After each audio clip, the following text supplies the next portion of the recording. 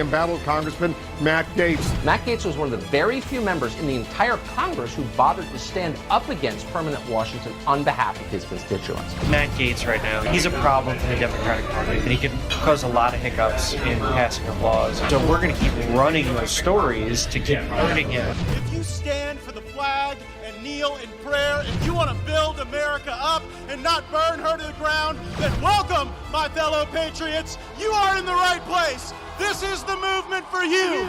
You ever watch this guy on television? It's like a machine. Matt Gaetz. I'm a canceled man in some corners of the internet.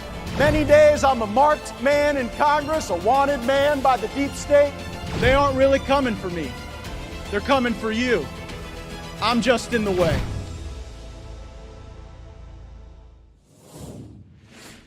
The problem for President Biden, and I listened to that speech to the AFL-CIO, and I heard him saying, things are better now than they were at the height of the pandemic. But I think the problem for this White House is people don't want things to be better than they were in 2020. They want them to be as good as they were before the pandemic. They don't want to go and that's the problem. Gotta say, when CNN nails it, they nail it. That was a left-wing commentator giving Joe Biden the business that people just don't want to be back to pandemic-level misery. They want to live their lives with success and prosperity like they did before the pandemic.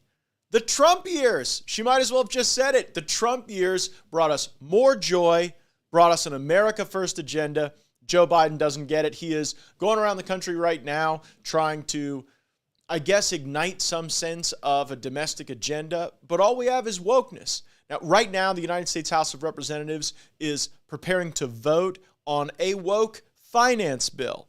We're going to talk about woke football in this episode, but first, woke policing. From Washington State, in alarming yet predictable news, the far-left Supreme Court has ruled that race should be considered when determining the legality of a police stop. Justice Mary Yu, who definitely wants you to be sure to know that she is the first Asian, the first Latina, and the first lesbian judge to serve on the Washington Supreme Court, said in her opinion, quote, "We formally recognize what has always been true. In interactions with law enforcement, race and ethnicity matter. Therefore, courts must consider the race and ethnicity of the alleged seized person as part of the totality of the circumstances when deciding whether there was a seizure." Now, in this particular case that presented for review, the suspect, Paula Sum, gave police a false name and date of birth, drove off as law enforcement checked for warrants, and then summarily crashed his car into a nearby yard. We're told that Mr. Sum would not have known that after the police determined his car was not stolen, he would be free to leave. So it's time for a refresher on the Fourth Amendment. The right of people to be secure in their persons, houses, papers, and effects against unreasonable searches and seizures shall not be violated. Notice the amendment says people, not black people, white people, Asian people. It's all people. Rather than codify a separate, parallel legal process predicated on one's race, America's legal system should treat everyone equally. Last I checked, the Equal Protection Clause already applies to everyone. Now, some attorneys asked the court to adopt a new standard for illegal seizures that included whether or not a, quote, reasonable person observing an arrest is familiar with patterns of policing in America and the risks a person of color takes in walking away from or disregarding police interaction. That was the Washington Supreme Court's principal holding. They agreed with that argument, that it's about race first, that we don't treat people equally. I thought Lady Justice was supposed to be blind to these things, certainly blind to race.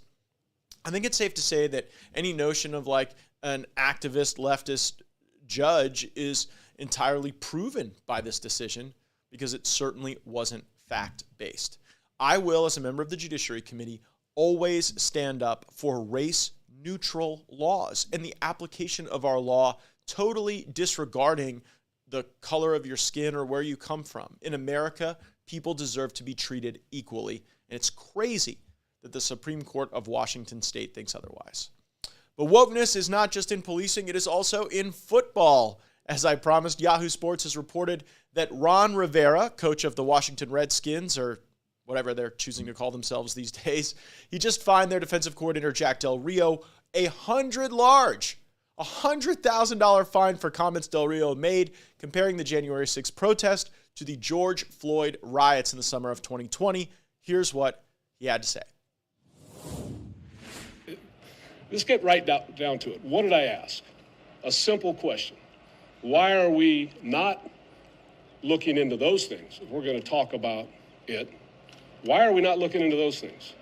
Because it's kind of hard for me to say I can realistically look at it. I see the images on TV. People's livelihoods are being destroyed. Businesses are being burned down. No problem. And then we have a dust-up at the Capitol. Well, there's nothing burned down. And we're not going to talk about, we're going to make that a major deal. I just think it's kind of two standards. And if we apply the same standard and we're going to be reasonable with each other, let's have a discussion. That's all it was. Let's have a discussion. We're Americans. Let's talk it through. We are back broadcasting live out of my congressional office on Capitol Hill in Washington, D.C., and the folks are watching on Instagram. August says the liberal leaders are trying to steal our country and our Constitution. On Rumble, Sir Knight says, good afternoon, everyone, from Hiram, Georgia. So frankly, on the Del Rio matter, there's no comparison. The George Floyd riots were 10 times worse.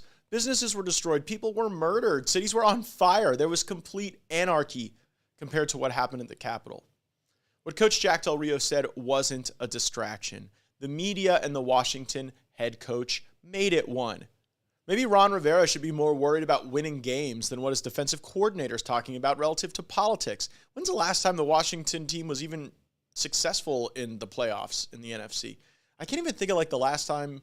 I guess Cousins was a decently good quarterback, but it ain't exactly like they've been crushing it in the capital city in football.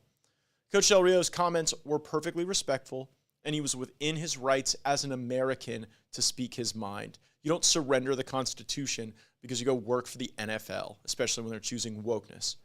What he said was hardly offensive to anyone, but because he committed wrongthink, he's $100,000 lighter in his bank account and at risk of losing his job. The president of the NAACP literally called for Jack Del Rio to be fired over this. It's complete insanity. Where is the NAACP and the NFL when their athletes are beating women? We haven't forgotten about these incidents. This is now Aaron Hernandez's new reality, the medium security facility here behind me, where he woke up in a jail cell this morning, charged with murder. Your Honor, the defendant is charged with the murder of Odin Lloyd. The 23-year-old former New England Patriot tight end stood handcuffed in a T-shirt as prosecutors laid out the case against him. 6 charges in all, including the murder of his associate and semi-pro football player, Odin Lloyd. Police in Oakland, Florida, now issuing a warrant for Zachary Stacy's arrest. Again, we have to warn you, the video is extremely disturbing. Here it is. Stacy is seen punching his ex-girlfriend, Kristen Evans, twice in the head before picking her up and throwing her into the TV, causing that to fall over. 30-year-old Stacy played in the NFL with the New York Jets and the St. Louis Rams. Evans filed for a restraining order against him, claiming he's been abusing her since she became pregnant with his baby last year.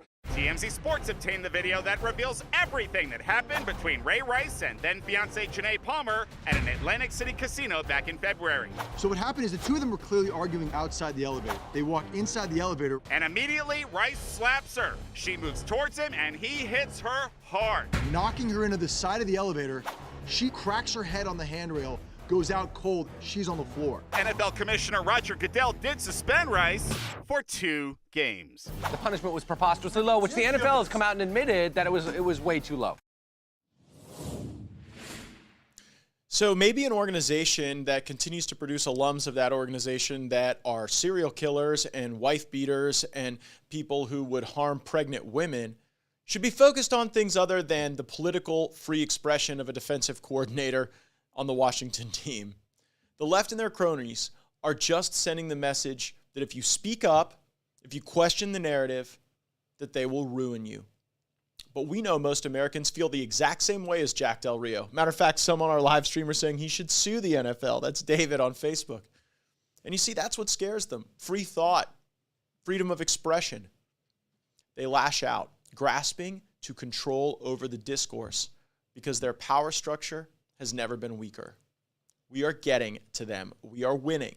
So don't be intimidated and keep up the good fight. We're here broadcasting live. Make sure you subscribe. Got notifications turned on. And I am joined for this discussion with the acting legislative director of our office, Mike Robertson.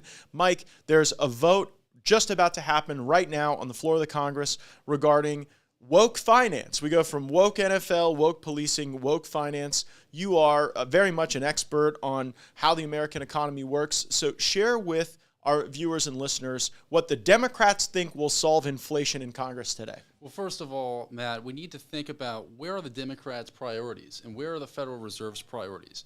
Right now, the American people are experiencing 8.6% year-over-year inflation. And as we have this massive inflation of the largest in 40 years, Congress is set to experience consideration of $1.6 trillion in appropriation spending in FY23. And so while we have some serious questions to have answered on what's this quantitative easing, artificial low interest rates from the Federal Reserve, having a balance sheet of $2.7 trillion in mortgage-backed securities and just printing money, punishing people who are trying to hold on to their cash and rewarding commercial banks who want to lend money to each other, we would hope that our leaders in Congress on the Financial Services Committee would demand questions and reporting from the Federal Reserve. But instead, we have a social justice, woke equity bill that claims that they want to amend the Federal Reserve Act of 1913 and have a monetary policy aimed at using money mechanics to manipulate and construe an outcome based on race, based on equity, which is not good. So how would Democrats use this bill to make race a factor in the U.S. economy? Well, aside from manipulating our largest institution and dealing with money and what our money is worth, they also include some poison pills. They want a government map of displaying only minority banks for people to access. They want to force mortgage institutions to make every document they have in 8 languages, a minimum of 8 languages, because Spanish and English aren't fair enough for everybody. They want to have diversity and inclusion rankings for banks. Wait. How does a bank even get a diversity and inclusion ranking? This would come from the government regulating banks, whether they get a plus sign or minus sign. So this is very important. I have shared with viewers for quite some time that I believe that the next iteration of cancel culture comes through the U.S. financial system, where everything you buy, the cost of everything, is going to be based on whether or not you're woke enough. And that starts at your banks, at community banks, at big banks. And what you're saying to us, Mike Robertson, is that this legislation would actually gaslight a regulatory system that made the U.S. economy a race-first institution. 100%, Matt, and they just are staying ignorant, not caring, not acknowledging that inflation is a regressive tax. Totally. This hurts middle America the most, those that are the least well off. And if you want to talk about equity and what's good for this country, it's looking out for everybody on an equal standard and equal basis and not ignoring the problem we have at hand. And so that's what we're about. And it's a dual penalty, really, this legislation, because in one hand, like you say, they're ignoring this very serious problem that you outlined about inflation and how it hurts people, and that we need to stop doing things that harm American families that are out there working. So it's that they're not doing that. And then what they're doing instead is incredibly damaging to a free functioning economy where people's ideas and commerce define their success rather than their race and whether or not they get the right diversity and inclusion score. Absolutely, and this is this the worst bill that we voted on this well, certainly like this month? 2022. There's certainly the $2 trillion from the Biden administration that is an input in the inflation we have. So it's as if they've caused the problem at the beginning of the Biden presidency and are failing to acknowledge it. Elections are coming up, and they just want some red meat or maybe some blue meat for their base. Because I would don't never care. eat blue meat. I wouldn't either. Strongly advise again. If your meat is blue, do not eat it. Right. So as we go forward, if Republicans take control of the Congress, I think it's going to be very important for us to actually win some battles to stop this crushing inflation. I think the answer to that is standing up against the spending. Spending, deficit spending, that is always the hallmark of the bipartisanship that the uniparty always wants to pitch to the American people. But I think that we can't surrender like the integrity of the U.S. dollar to get some conservative policy we want. And this office will be a bulwark against this deficit spending that is crushing our economy and leading to more inflation. That's absolutely right, Matt. I've never heard of any co-workers, any staff in the halls of Congress tell me they've gotten a lobbyist reaching out to them wanting to cut deficit spending or wanting to stop spending in America. And it's time that our leaders in Congress, times that Congressman Matt Gaetz stands up for the American people and people join him in this office and actually trying to have a functioning priority list of how we're going to get the U.S. dollar and its strength and essentially everybody's wealth, everybody's purchasing power back to where it should be and not focusing on sideshows in Congress. Well, Mike has highlighted something very important. There is not a strong lobby in Washington, D.C. to reduce spending. All these lobbyists here that make gazillions of dollars, that run around in their $1,000 suits and their $500 pair of shoes, they're here to spend more of your money. And the problem is there are real victims of that, the American families who see the price of gas going up, the price of food going up, and we will continue to fight for you. We got to get down to the floor to cast this vote against this terrible bill, probably the worst bill that has been brought to the floor in 2022. And Mike, who's the sponsor of this terrible legislation? Maxine Waters. Maxine freaking Waters. Of course it's Yeah. Maxine Waters. She shouldn't even be in Congress. She should have been censured in Congress for encouraging violence. Well, we're going to go down there, oppose Maxine Waters, oppose this bill, stand up for responsible economic policy. Thanks so much for joining us for this very short episode, but we wanted to get those important updates to you. Roll the credits.